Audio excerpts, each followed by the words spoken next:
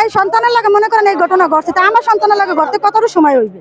আমরা এই শুক্র বিচার চাই। পটুয়াখালীর রাঙ্গামালী উপজেলায় একটি মাদ্রাসাকে ঘিরে এলাকায় ব্যাপক উত্তেজনা সৃষ্টি হয়েছে। 10 বছর বয়সী এক শিক্ষার্থীকে বলাৎকারের অভিযোগে এক শিক্ষককে আটক করেছে পুলিশ।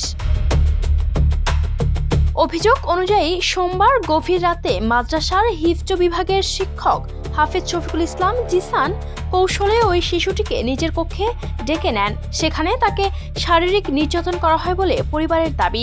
ঘটনার পর অসুস্থ অবস্থায় শিশুটি বাড়ি ফিরে পরিবারকে বিষয়টি জানালে ঘটনাটি প্রকাশ্যে আসে। পরিবারের অভিযোগ, বিষয়টি গোপন রাখতে শিশুটিকে ভয়ভীতি দেখানো হয়েছিল। খবর ছড়িয়ে পড়ার পর স্থানীয়দের মধ্যে ক্ষোভের সৃষ্টি হয়। তারা মাদ্রাসায় গিয়ে অভিযুক্ত শিক্ষককে অবরুদ্ধ করে রাখে। পরিস্থিতি উত্তপ্ত হলে মঙ্গলবার দুপুরে পুলিশ ঘটনাস্থলে গিয়ে তাকে আটক করে থানায় নিয়ে যায়।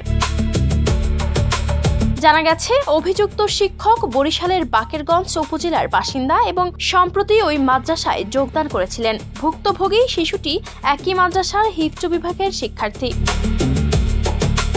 ঘটনার প্রতিবাদে স্থানীয়রা মানববন্ধন করে দ্রুত বিচার ও দৃষ্টান্তমূলক শাস্তির দাবি জানিয়েছেন।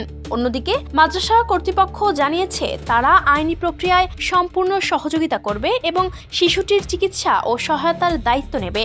সকাল 11:30টার সময় আমরা সংবাদ পাই যে পূর্ব নেতা আকরামিয়া হাফিজিয়া মাদ্রাসায় একটি শিশুকে বলাৎকারের কারণে উক্ত মাদ্রাসার একজন শিক্ষককে আটক করিয়া রাখিয়াছে। পুলিশ জানিয়েছে অভিযোগের ভিত্তিতে প্রয়োজনীয় আইনগত ব্যবস্থা নেওয়া হচ্ছে এবং তদন্ত চলমান রয়েছে। Ayesha Akter Swarna, Campus Times.